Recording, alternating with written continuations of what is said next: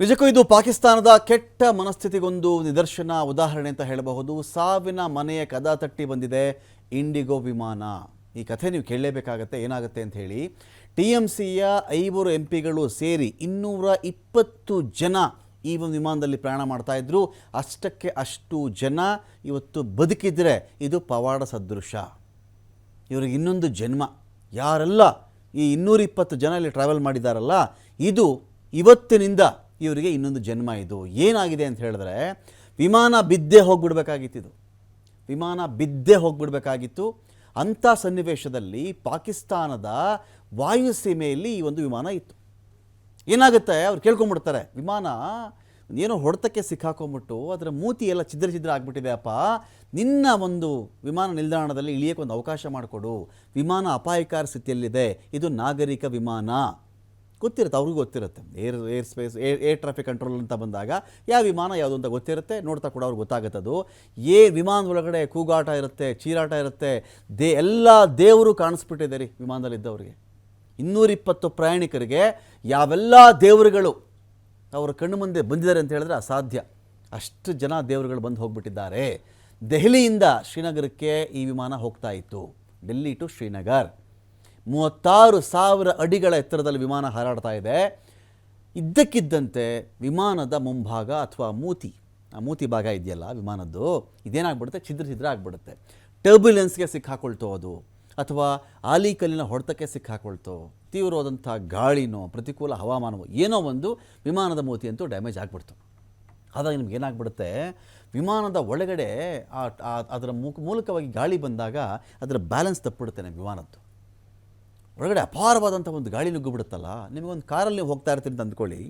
ಎಲ್ಲ window close ಮಾಡಿದ್ದಾಗ ಒಂದು car ಹೋಗುವ ವೇಗಕ್ಕೂ ಅದು ಹೋಗ್ತಕ್ಕಂಥ ರೀತಿಗೂ ಎಲ್ಲ ವಿಂಡೋ ಇಳಿಸಿದಾಗ ಏನಾಗುತ್ತೆ, ನಿಮಗೆ ಹಿಂಭಾಗದಲ್ಲಿ ಆ ರಿಯರ್ ಒಂದು ಶೀಲ್ಡ್ ಬರುತ್ತಲ್ಲ, ಒಂದು ಗಾಜು ಬರುತ್ತಲ್ಲ, ಹಿಂಭಾಗದ ಒಂದು ಗಾಜು ಬರುತ್ತಲ್ಲ, ಆ ಗಾಜಿನ ಮೇಲೆ ಎದುರುಗಡೆಯಿಂದ ಬಂದಂಥ ಗಾಳಿ ಒತ್ತಡ ಇರುತ್ತೆ. ಅದೇ ನೀವೆಲ್ಲ ವಿಂಡೋ ಕ್ಲೋಸ್ ಮಾಡಿ ಆರಾಮಾಗಿ ಹೋಗಿ ಬಾಣದ ಥರ ಹೋಗುತ್ತೆ ಕಾರು. ಹಾಗೆಯೇ ಈ ಮೂತಿ ಒಳಗಡೆ ಗಾಳಿ ನುಗ್ಗಿಬಿಟ್ಟಾಗ ಏನಾಗುತ್ತೆ, ವಿಮಾನ ಬ್ಯಾಲೆನ್ಸ್ ಕಳ್ಕೊಂಡ್ಬಿಡುತ್ತೆ. ಛಿದ್ರ ವಿಮಾನದ ಮುಂಭಾಗ ವಿಮಾನ ತೂಗಿಯರ ಥರ ಆಡೋಕ್ಕೆ ಶುರು ಆಗಿಬಿಡುತ್ತೆ. ಅಪಾರವಾದಂಥ ವಿಂಡು, ಆ ಟರ್ಬ್ಯುಲೆನ್ಸ್ಗೆ ವಿಮಾನವಂತೂ ಒಂಥರ ಈ ಸೂತ್ರ ಹರಿದ ಗಾಳಿಪಟ ಥರ ಆಗಿಬಿಡ್ತದೆ. ಒಂದು ಹಂತದಲ್ಲಿ 8,500 ಅಡಿಗಳಷ್ಟು ಕೆಳಗಡೆ ಇದ್ದಕ್ಕಿದ್ದಂತೆ ವಿಮಾನ ಇಳಿದು ಬಿಡುತ್ತೆ. ಭಾರತ ಪಾಕ್ ಗಡಿ ಸಮೀಪದ ಪಠಾಣ್ಕೋಟ್ ಬಳಿಯಲ್ಲಿ ಒಂದು ಘಟನೆ ನಡೆಯುತ್ತೆ. ಆಲಿಕಲ್ಲು ಸಿಡಿಲಿನ ಹೊಡೆತ ಸಿಕ್ಕಿದ್ದು ಈ ವಿಮಾನಕ್ಕೆ. ಭಾರಿ ಡ್ಯಾಮೇಜ್ ಆಗಿಬಿಡುತ್ತೆ. ಇದರಿಂದ ಮಾರ್ಗ ಚೇಂಜ್ ಮಾಡಿಬಿಡೋಣ, ನಿಯರೆಸ್ಟ್ ಏರ್ಪೋರ್ಟ್ ಯಾವುದಿರುತ್ತೋ ಅಲ್ಲಿ ಲ್ಯಾಂಡ್ ಮಾಡಿಬಿಡೋಣ ಆಗಿದ್ದಾಗಲಿ ಅಂಥೇಳಿ ಪೈಲಟ್, ನೋಡಿ ಆ ಪೈಲಟ್ ಯಾರೇ ಇರಲಿ, ಆ ಮನುಷ್ಯನಿಗೊಂದು ಹ್ಯಾಟ್ಸ್ ಆಫ್. ಇಷ್ಟು ಜನಗಳ ಪ್ರಾಣವನ್ನು ಉಳಿಸಿ ಆ ವಿಮಾನವನ್ನು ಸೇಫಾಗಿ ಇಳಿಸಿದ್ದಾನಲ್ಲ, ಆ ಮನುಷ್ಯನಿಗೆ ಹ್ಯಾಟ್ಸ್ ಆಫ್ ಹೇಳಬೇಕು. ವಿಮಾನದ ಪೈಲಟ್ ಏನು ಮಾಡ್ತಾನೆ, ಪಾಕ್ನ ಲಾಹೋರ್ ಇದೆಯಲ್ಲ, ತುಂಬ ನಿಯರೆಸ್ಟ್ ಏರ್ಪೋರ್ಟ್, ಅದು ಸಂಪರ್ಕ ಮಾಡ್ತಾನೆ. ಈ ಥರ ಸ್ವಲ್ಪ ಸಮಯದವರೆಗಪ್ಪ ಪಾಕ್ ವಾಯು ಪ್ರದೇಶ ಪ್ರವೇಶ ಮಾಡ್ತೀನಿ ನಾನು, ಲ್ಯಾಂಡಿಂಗು ಕೇಳಿಲ್ಲ ಪಾಪ ಈ ಮನುಷ್ಯ, ವಾಯು ಪ್ರದೇಶ ಪ್ರವೇಶ ಮಾಡ್ತೀನಿ ನಾನು ಅಂತ ಹೇಳಿದಾಗ ಲಾಹೋರ್ ಏರ್ ಟ್ರಾಫಿಕ್ ಕಂಟ್ರೋಲರ್ ಇದ್ದಾರಲ್ಲ, ಅಪ್ಪಣೆನೇ ಕೊಡಲ್ಲ ಇದಕ್ಕೆ, ಪರ್ಮಿಷನ್ನೇ ಕೊಡಲ್ಲ ಇದಕ್ಕೆ. ವಿಧಿ ಇಲ್ಲದೆ, ಪ್ರಾಣಾಪಾಯ ಲೆಕ್ಕಿಸದೆ ಮಳೆನಲ್ಲೇ ಆ ಮನುಷ್ಯ ಪ್ರಯಾಣ ಮಾಡಿದ್ದಾನೆ. ಕೊನೆಗೆ ಶ್ರೀನಗರದಲ್ಲಿ ಲ್ಯಾಂಡಿಂಗ್ ಆಗುತ್ತೆ ವಿಮಾನ. ಪ್ರಾಣಾಪಾಯದಿಂದ ಈ ಪ್ರಯಾಣಿಕರು ಪಾರಾಗಿದ್ದಾರೆ. ಕನಿಷ್ಠ ಪಕ್ಷ ಪಾಕಿಸ್ತಾನಕ್ಕೆ ಈ ಸೌಜನ್ಯವಾದರೂ ಇರಬೇಕಾಗಿತ್ತು. ನಮ್ಮೊಂದಿಗೆ 4 ಯುದ್ಧಗಳನ್ನು ಸೋತಿದ್ದಾರೆ. ಮಾನ ಮರ್ಯಾದೆ ಇಲ್ಲಿರೋ ದೇಶ ಅದು. ಒಂದು ಮಾನವೀಯತೆ ಆದರೂ ಬೇಡವಾ ಇಂಥ ವಿಚಾರಗಳಲ್ಲಿ? ಏನು ಯುದ್ಧದ ವಿಮಾನನ ಇದು? ಯಾರನ್ನಾರು ನಮ್ಮ ಕಡೆದೇನಾದರೂ ನಾವು ಕ್ಷಿಪಣಿ ಹಾರಿಸಿದ್ವಾ? ಏನು ಇದು ರಫೇಲ್ ಹಾರಿಸ್ಬಿಟ್ಟಿದ್ವೇನ್ರಿ ನಾವು? ರಫೇಲ ಇದು ವಿಮಾನ? ಇಂಡಿಗೋ ವಿಮಾನ ಇದು? ರಫೇಲ್ ವಿಮಾನ ಇದು ಅಲ್ಲ ತಾನೆ? ಮಿಗ್ ಹಾರಿಸಿದ್ವಾ? ಅಲ್ಲ. ಸೂರ್ಯಕಿರಣ ಇದು ಅಲ್ಲ. ಯಾವ ವಿಮಾನ ಇದು? ಪ್ರಯಾಣಿಕರ ವಿಮಾನ ಇದು. ಒಂದು ವಾಯು ಪ್ರವೇಶ ಮಾಡ್ತೀವಪ್ಪ, ಹಿಂಗೆ ಆಗ್ಬಿಟ್ಟಿದೆ ಪರಿಸ್ಥಿತಿ ಅಂತ ಹೇಳಿದಾಗಾದರೂ, ಯಾಕೆಂದರೆ ಅವ್ನಿಗೇನೋ ಅಲ್ಲಿ ತೋಚಿರುತ್ತೆ.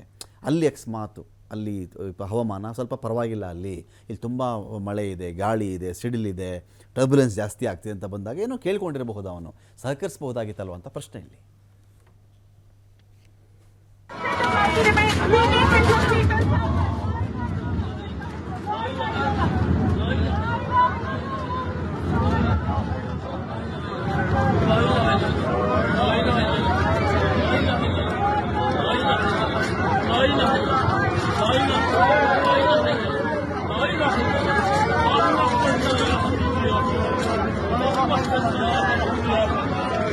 Yeah.